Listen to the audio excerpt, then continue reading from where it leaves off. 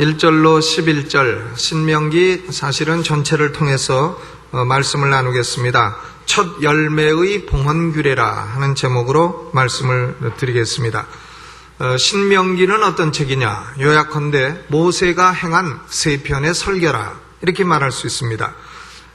모세는 이제 임종을 앞두고 있습니다.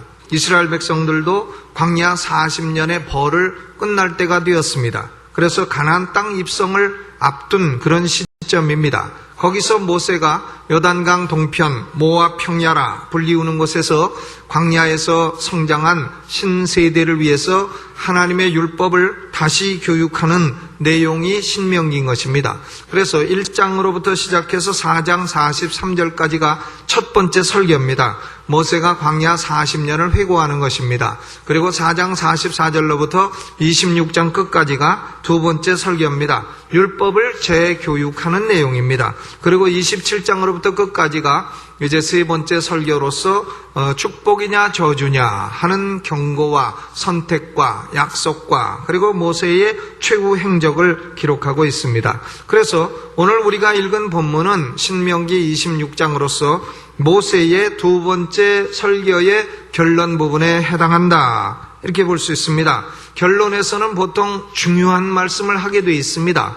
그런데 모세는 이 결론에서 물질의 봉헌에 관한 두 가지 말씀을 주고 있습니다. 하나는 가나안 땅에서 농사를 지어서 첫 열매를 거두게 되면 그 첫 열매를 광주리에 담아가지고 제사장 앞에 나오고 제사장은 여호와께서 이름을 두시려고 택하신 곳, 그것이 처음에는 실로였지만은 예루살렘으로 옮겨갔습니다. 실로나 예루살렘으로 하나님 앞에 가져가 하나님께 드려라. 이것이 첫 열매의 봉헌규례입니다. 그리고 12절에 보게 되면 12절 제3년 곧 11조를 드리는 해에 내 모든 소산의 11조 다 내기를 마친 후에 그것을 레위인과 객과 고아와 과부에게 주어서 내 성문 안에서 먹어 배부르게 하라 그랬습니다.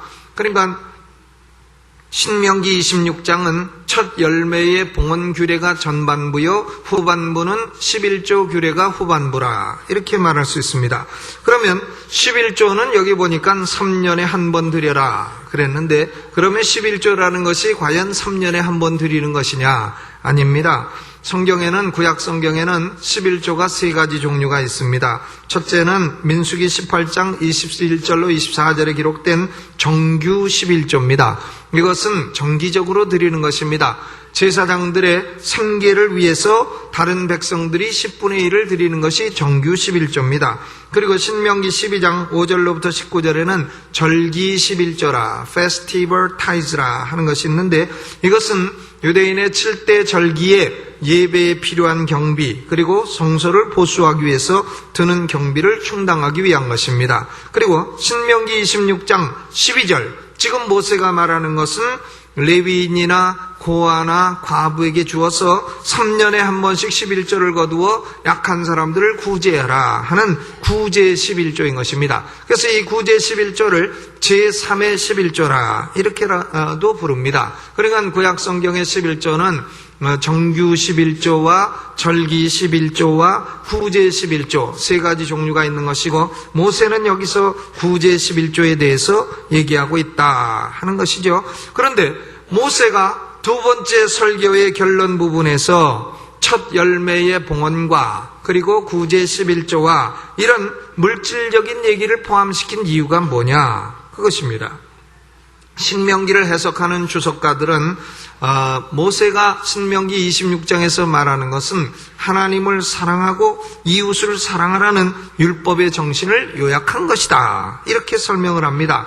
첫 열매를 봉헌한다는 것은 하나님께 드리는 것이니까 하나님을 사랑하는 것이고 또 11조를 드리는 것은 이웃을 구제하기 위한 것이니까 그것은 이웃을 사랑하는 것이다. 고로 모세는 신명기 26장에서 하나님을 사랑하고 이웃을 사랑하라는 이 율법의 정신을 요약해서 말씀했다 이렇게 해석을 합니다. 물론 이런 해석은 참 100번 지당한 해석입니다. 그러나 오늘은 우리가 좀 더 다른 각도에서 이 말씀을 생각해 보고자 합니다.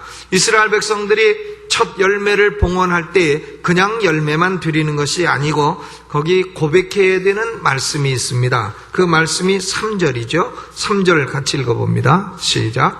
당시 제사장에게 나아가서 그에게 이르기를 내가 오늘날 당신의 하나님 여호와께 고하나이다. 내가 여호와께서 우리에게 주리라고 우리 열조에게 맹세하신 땅에 이르렀나이다 할 것이요. 또 9절 말씀에 9절 읽어보죠. 이곳으로 인도하사 이 땅 곧 젖과 꿀이 흐르는 땅을 주셨나이다. 그러니까 토지 소산물의 첫 열매를 드릴 때에 고백하는 말이 뭐냐면 하나님 우리가 엉뚱한 땅으로 가지 않고 하나님이 가라 하신 가나안 땅에 잘 도착했습니다. 하나님 우리가 지금 가나안 땅에 와 있습니다. 그런 얘기를 하라는 거예요. 하나님이 이스라엘 백성이 가나안 땅에 잘 도착한 거 모르십니까? 아시죠? 하나님이 이스라엘 백성들이 가나안 땅에 잘 와 있는 거 모르십니까? 뻔히 아시죠? 그런데 왜 뻔히 아시는 것을 입술로 고백하라 하시느냐? 크게 생각해 볼 주제인 것입니다. 하나님이 여기서 말씀하시는 것은 뭐냐면 너희가 지금 아직도 광야에 방황하고 있지 않느냐? 너희가 엉뚱한 땅으로 가지 아니했느냐? 너희가 확실하게 가나안 땅에 왔느냐? 가나안 땅에 잘 도착해서 가나안 땅에 지금 살고 머물고 농사짓고 먹고 살고 있느냐? 그렇다면 그것이 확실하다면 그 증거를 내놔라 그거예요. 증거를. 지금 첫 열매의 봉헌 규례가 뭐냐면 가나안 땅에 와 있다는 증거를 내놔라. 첫 열매 농사졌다면 첫 열매를 증거로 내놔라. 그겁니다. 광야에서는 하나님이 거저 내려준 만나를 먹고 살았지만 그건 첫 열매가 아니고 하지만 이제 가나안 땅에 와서 농사를 지었으면 땅에 정착해서 농사를 지었다고 하는 증거로 열매를 내놔라는 것입니다. 여기서 우리는 하나님께서 가나안 땅에 도착해서 존재하는 이스라엘 백성에게 요구하는 것이 무엇이냐 하는 것을 분명히 알 수 있습니다. 하나님은 좋은 열매를 맺기를 원하신다. 그걸 원하신다는 것입니다. 이런 사상은 구약성경 전체에 걸쳐서 흐르고 있습니다. 이사야서를 보게 되면 이 사상이 특별히 강하게 나타납니다. 하나님은 농부요, 가나안 땅은 기름진 땅이요, 이스라엘은 그 땅에 심기운 포도나무라 하는 것이죠. 하나님은 이스라엘의 극상품 열매를 맺기를 원하셨지만 이스라엘은 들포도를 맺음으로 결국은 하나님의 벌이 임하게 되었고 그들은 아수르와 바벨론의 포로된 신세가 되게 되었다. 그런 얘기가 이사야서의 내용입니다. 이사야서 5장 1절로 2절이 대표적인 말씀입니다. 내가 나의 사랑하는 자를 위하여 노래하되 나의 사랑하는 자의 포도원에 노래하리라. 나의 사랑하는 자에게 포도원이 있으며 심히 기름진 사내로다. 땅을 파서 돌을 제하고 극상품 포도나무를 심었었도다. 그 중에 망대를 세웠고 그 안에 술토를 팠었도다. 좋은 포도 맺기를 말았더니 들포도를 맺었도다. 그 결과 포도원의 울타리를 걷어먹힘을 당케 하며 그 담을 헐어 짓밟히게 할 것이라 그랬습니다. 여러분, 하나님이 이스라엘이 원하는 게 뭡니까? 좋은 열매를 맺어라. 그리고 좋은 열매를 봉헌해라. 그걸 원하신다 하는 것입니다. 하나님은 우리 인간에게 좋은 열매를 맺어라 하는 명령을 창세기부터 주셨습니다.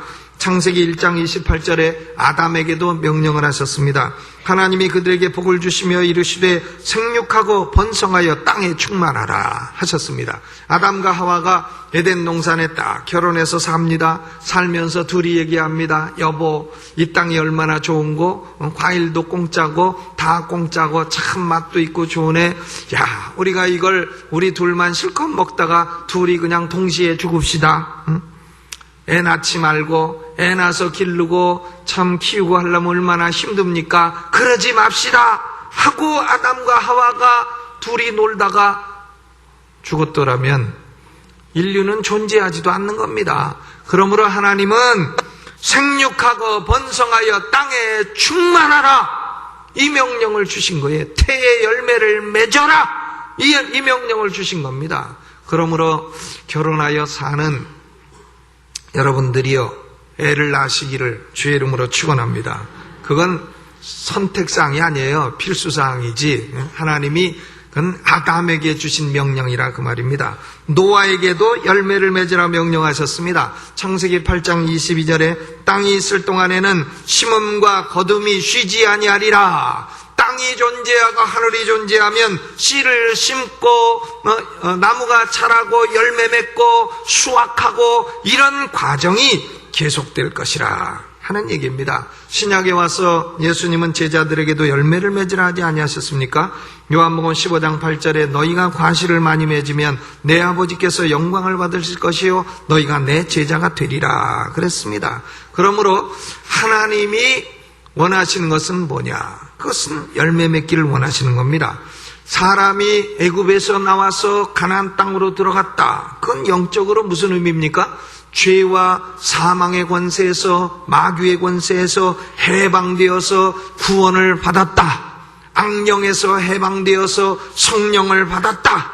그런 것을 의미합니다. 그렇다면 우리가 구원받은 자리에 와 있고 성령 받은 자리에 와 있다 한다면 그 증거를 내놔라는 겁니다.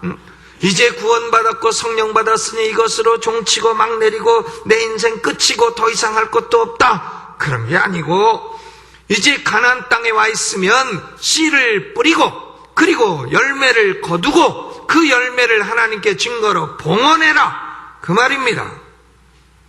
하나님이 오늘 첫 열매 봉헌 규례에서 우리 성도들에게 원하시는 것은 분명합니다. 열매 맺는 인생이 되라 그 얘기지요. 열매 맺는 인생이 되라. 가을이 되니까 꽃들도 많이 핍니다.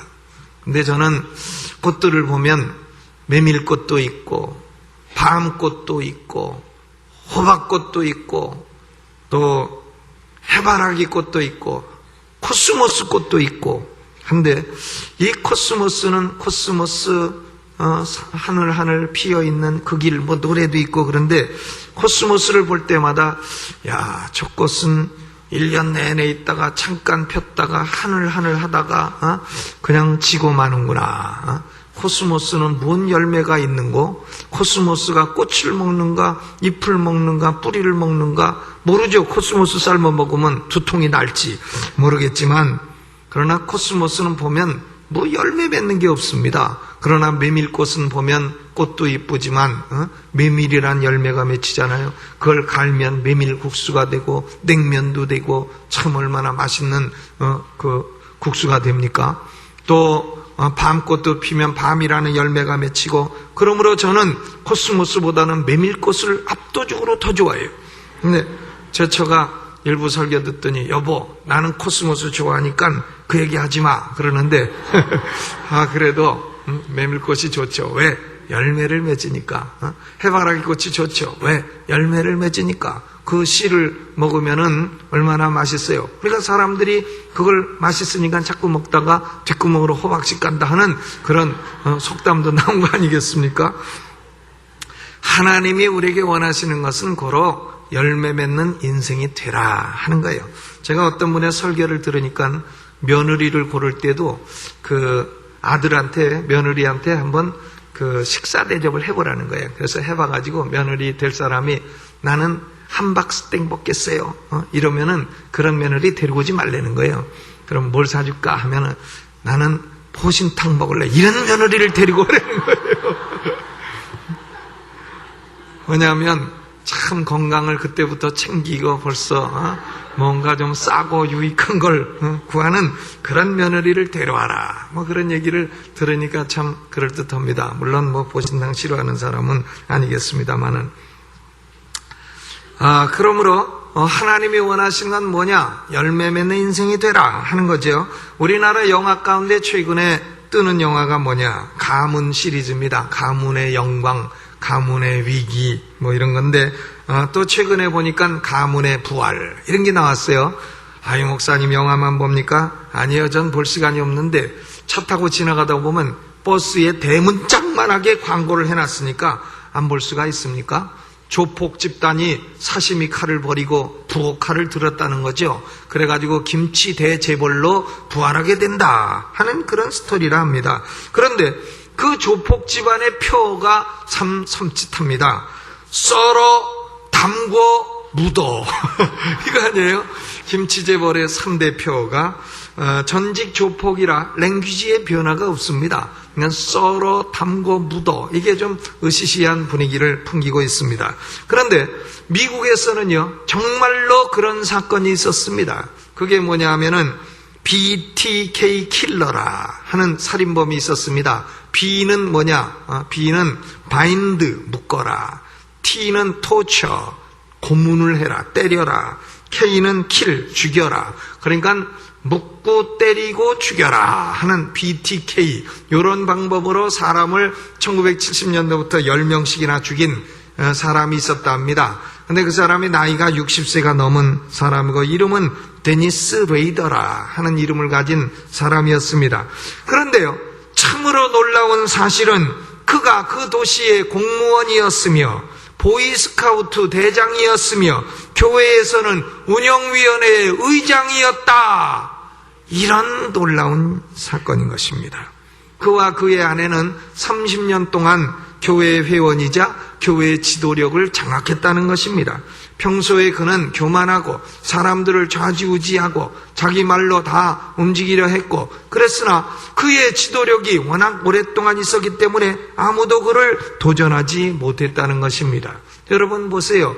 이런 사람들은 그의 삶의 열매가 나쁜 겁니다. 그의 영성이 어떠한가를 알려면 그의 열매를 봐야 된다. 예수님이 그렇게 말씀하셨습니다.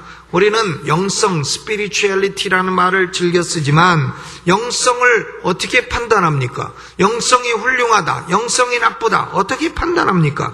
맺는 열매로 판단하는 것입니다. 열매가 나쁘면 그의 영성은 나쁜 것이고 열매가 좋으면 그의 영성은 좋은 것입니다. 예수님이 마태복음 7장 16절에 이렇게 말씀하셨습니다. 그의 열매로 그들을 알지니 가시나무에서 포도를 또는 엉겅퀴에서 무화과를 따겠느냐 말씀하셨습니다. 나쁜 열매를 맺고 있는 사람이 나는 훌륭한 영성을 가지고 있다. 아니죠. 그건 깨야 됩니다. 열매가 나쁘면 영성이 나쁜 거예요. 영성이 훌륭하면 열매가 좋은 것입니다. 성경에는 하나님이 우리 성도들에게 맺기 원하시는 열매들이 많이 있습니다. 성령의 열매, 빛의 열매, 의의 열매, 입술의 열매, 행위의 열매, 거룩함의 열매, 태의 열매, 등등 많은 열매들이 있습니다. 그런데 성경에 나오는 모든 열매들을 정리를 해보게 되면 두 종류입니다. 하나는 인격적인 열매입니다. 구원받은 성도들은 구원받기 이전과는 달라진 인격이 돼야 된다 하는 겁니다. 하나님 앞에 하나님 내가 구원받고 성령 받았습니다. 그러면 하나님이 그 증거가 뭐냐? 열매를 내놔봐라 하면 내 인격이 이렇게 변화가 되지 아니했습니까? 그걸 내놔야 된다는 것입니다. 우리의 인격이 어떤 방향으로 변화해야 됩니까? 성경에 하나님의 인격을 배우고 하나님의 인격적으로 닮아가야 됩니다. 예수 그리스도의 형상을 닮아가야 되는 겁니다. 하나님과 예수 그리스도의 인격과 모습을 닮아가는 것이 우리가 변화해야 될 분명한 방향인 것입니다. 그러므로 이렇게 말해야 됩니다. 하나님, 내가 전에는 도적질해서 살았는데 이제는 내 손으로 일해서 이렇게 벌어먹고 살고 있습니다. 하나님, 내가 전에는 거짓말 잘했는데 이제는 내 입으로 진리를 말하는 사람이 됐습니다. 하나님, 내가 전에는 간음을 하던 바람꾼이었는데 이제는 정절을 지키며 사는 사람이 되었습니다. 하나님, 내가 전에는 게으르던 사람이었는데 이제는 새벽 기도까지 나오는 부지런하고 성실한 사람이 되었습니다. 하나님, 내가 전에는 사시미 칼을 들고 다니던 사람인데 이제는 내 손에 부엌 칼을 들고 다니고 일하는 사람이 됐습니다. 전에는 남을 괴롭히던 사람인데 이제는 남을 돕는 사람이 되었습니다. 이런 인격적인 변화의 열매를 내놔라 그겁니다. 이런 열매에 관해서 성경은 여러 가지 표현을 사용하고 있습니다. 에베소서 5장 9절에는 빛의 열매라 그랬어요. 빛의 열매는 모든 착함과 의로움과 진실함이 있느니라. 갈라디아서 5장 22절에는 성령의 열매라 그랬습니다. 오직 성령의 열매는 사랑과 희락과 화평과 오래 참음과 자비와 양선과 충성과 온유와 절제라. 또 로마서 8장 22절에는 거룩함의 열매라 그랬습니다. 이제는 너희가 죄에게서 해방되어 하나님께 종이 되었으니 거룩함에 이르는 열매를 얻었으니 이 마지막은 영생이라 그랬습니다. 그러므로 우리 구원받은 성도들은 참으로 우리가 가나안 땅에 와 있다고 한다면, 참으로 우리가 아직도 광야를 방황하지 아니하고 엉뚱한 땅에 간 것이 아니고 가나안 땅에 와 있다고 한다면, 우리의 노력은 뭐냐? 우리의 싸움은 뭐냐면, 내가 어떻게 하면 착하고 의롭고 진실하고 거룩한 인격이 될 것인가? 이것을 위해서 몸부림치고 싸우고 노력하고 해야 된다는 것입니다. 두 번째로 성경의 열매는 정리하면 사역적인 열매가 있습니다. 일의 열매죠. 전도의 열매라든가 봉사의 열매라든가 헌신의 열매라든가 의로운 일에서 나오는 열매를 말합니다. 잠언 11장 30절에 의인의 열매는 생명나무라 지혜로운 자는 사람을 얻느니라 그랬습니다. 의인은 사람의 영혼을 구원하는 전도의 열매를 맺는다는 것입니다. 여러분 생각해 보세요. 예수 믿은 지 몇 년 되셨습니까? 전도의 열매를 몇 명이나 맺으셨습니까? 나는 나 혼자 믿고 여태까지 하나도 못 맺었어. 그러면 이 가을에 하나님이 원하시는 것이 바로 그런 열매라는 것이에요. 빌립보서 1장 11절에도 사도 바울이 빌립보 성도들을 위해 이렇게 기도합니다. 예수 그리스도로 말미암아 의의 열매가 가득하여 하나님의 영광과 찬송이 되게 하시기를 구하노라. 의의 열매, 의로운 행위의 열매가 맺혀지기를 원한다 하는 것입니다. 그러므로 하나님은 우리 성도들이 구원받았으면 인격의 변화라는 열매, 그리고 의로운 일의 사역의 열매, 이 두 가지를 맺기를 원하신다 하는 것입니다. 그러면 우리가 이런 열매를 맺기 위해서는 어떻게 해야 됩니까? 열매 맺는 원리는 뭡니까? 예수님이 말씀하신 비유가 두 가지가 있습니다. 하나는 마태복음 13장의 씨 뿌리는 비유요, 다른 하나는 요한복음 15장의 포도나무와 가지 비유입니다. 마태복음 13장 씨 뿌리는 비유의 핵심은 이겁니다. 씨가 동일해도 어느 땅에 뿌리느냐에 따라서 열매를 맺을 수 있고 못 맺을 수 있다 하는 거죠. 길가밭이나 돌짝밭이나 가시떨기밭에 떨어진 씨는 열매 맺을 수 없고, 그러나 좋은 땅에 뿌리워진 씨는 열매를 맺게 된다 하는 것입니다. 마태복음 13장 23절에 좋은 땅에 뿌리웠다는 것은 말씀을 듣고 깨닫는 자니 결실하여 혹 100배, 혹 60배, 혹 30배가 되느니라 그랬어요. 그 씨를 좋은 땅에 뿌린다 하는 것이 무슨 뜻이냐면 말씀을 듣고 깨닫는 것이라. 예수님이 그렇게 말씀하셨습니다. 그러므로 우리가요, 이 하나님의 말씀은 들어야 돼요. 읽어야 됩니다. 그러나 듣고 읽고 알았다, 그것으로 끝나면 그 사람은 열매 맺을 수 없습니다.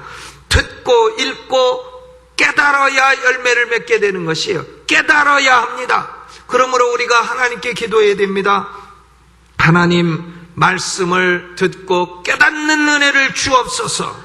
그렇게 기도해야 돼요. 성경은 한 절이라도 깨달으면 구원받게 되는 겁니다. 성경 한 절이라도 깨달으면 삶에 큰 변화가 오게 되는 것이에요. 제가 교수 생활을 오래 했습니다마는 학생들 가르쳐봐도 듣기만 하고 못 깨닫는 학생들이 많습니다. 그러나 깨닫는 사람은 변화가 일어나요. 그 사람의 말의 변화가 일어나고 설교의 변화가 일어나고 그 사람 삶의 변화가 일어나는 겁니다. 깨닫는 데서 변화가 옵니다. 그런데요, 이 하나님 말씀을 대하고 이 정도는 내가 다 알아, 이런 사람은요 죽을 때까지 못 깨닫습니다.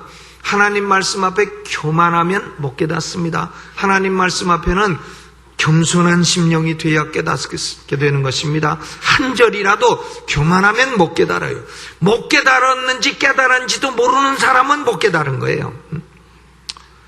하나님 앞에 하나님이여 내가 말씀을 깨닫는 은혜를 주옵소서, 이렇게 기도하면 말씀을 깨달으면 열매가 맺혀지게 되는 것입니다. 그러므로 첫째, 말씀을 깨닫는 은혜를 달라고 기도하시 바랍니다. 두 번째는 요한복음 15장 포도나무와 가지의 비유입니다. 예수님이 요한복음 15장 5절에 이렇게 말씀하셨어요. 나는 포도나무요 너희는 가지니 저가 내 안에 내가 저 안에 있으면 이 사람은 과실을 많이 맺나니 나를 떠나서는 너희가 아무것도 할 수 없음이라 그랬습니다. 예수님을 떠나서는 우리는 아무 열매도 맺을 수가 없다. 그러면 열매 맺으려면 어떻게 되느냐? 예수님 안에 거해야 된다. 예수님과 늘 붙어 살아야 된다. 그 얘기입니다. 심령으로 예수님과 가깝고, 기도로 예수님과 가까이 지내고, 말씀으로 예수님과 가깝고, 예수님과 가까이 지내는 것이 열매 맺는 인생의 최고의 비결이라는 것입니다. 미국의 Positive Thinking, 이 적극적 사고방식을 창시한 놀만 빈센트 필이라는 박사가 이런 말을 했습니다. 누구든지 매일 아침 15분만 기도하면 인생에 결코 실패하는 법이 없다 그랬어요. 여러분, 제가 묻습니다. 매일 아침 몇 분 기도하라고요? 15분만 기도하면 인생에 실패하는 법이 없다 그랬어요. 15분 기도하세요. 매일 아침. 제일 좋은 것은 새벽 기도 나오는 겁니다. 대한민국 기독교가 이렇게 세계적인 부흥을 이루게 된 것은 원인이 뭐냐? 새벽 기도예요. 새벽에 일어나서 나와서 부르짖는 기도, 그겁니다. 요새는 사람들이 제자 훈련한다고 큐티인가 뭔가를 자꾸 해요. 큐티 해가지고 책 조금 보고 노트에다가 한두 글자 쓰고 어쩌고 저쩌고 한 몇 분 기도하고 그냥 오늘 일과 때웠다 그러는데 아니죠. 그렇게 하는 거 아닙니다. 우리 한국은 큐티보다 억만 배 더 좋은 새벽 기도, 그게 있지 않아요? 새벽 기도를 왜 그만두고 큐티를 합니까? 큐티를 그만두고 새벽 기도를 해야죠. 아멘. 새벽 기도에 나와서 말씀 듣고 부르짖고 기도하고 그래야 예수님이 가까이 하시지 않겠어요? 물론 큐티도 안 하는 사람보다야 그 하는 사람이 훨씬 낫습니다. 그 하는 게 훨씬 낫지만 그러나 큐티보다야 우리 한국적 기독교 새벽 기도가 낫다는 것을 얘기하는 것입니다. 그러므로 여러분 하루에 15분 이상 꼭 기도하시면 예수님과 함께 붙어 살게 되는 것이고, 그러면 실패하던 인생도 다시 성공으로 돌아오고 열매 없는 인생도 다시 열매 맺는 생애가 될 줄로 믿으시기를 주의 이름으로 축원합니다.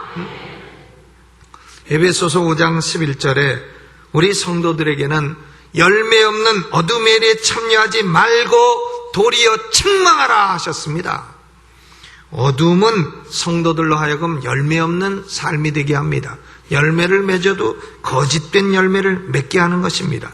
하나님이 우리에게 원하시는 것은 좋은 열매를 맺고 풍성히 맺으라는 것입니다. 열매가 없는 가지에 대해서는 무서운 경고도 있습니다. 요한복음 15장 2절에 무릇 내게 있어 과실을 맺지 아니하는 가지는 아버지께서 이를 제해버리신다 그랬습니다. 그러나 요한복음 15장 8절에 너희가 과실을 많이 맺으면 내 아버지께서 영광을 받으실 것이라 그랬습니다. 여러분, 가을에는 만물이 열매를 맺습니다. 꽃도 열매를 맺고 나무도 열매를 맺습니다. 하나님은 이 결실의 계절에 우리 성도들에게 너는 열매를 얼마나 맺었느냐, 네가 과연 가나안 땅에 와 있다고 한다면 열매를 맺고 첫 열매를 봉헌해라, 이것을 말씀하시는 것입니다. 말씀을 들으시고 깨달으시고 예수님과 더 가까이 지내시고 예수 안에 거하는 성도들 되시기를 주님의 이름으로 축원합니다. 그리함으로 인격의 열매, 사역의 열매를 풍성히 맺으시는 이 가을 되시기를 주님의 이름으로 축원합니다. 이 말씀 기억하면서 두 손 들고 주여 한번 크게 부르고 통성으로 여러분 입술로 소리내서 기도하시기를 바랍니다. 주여!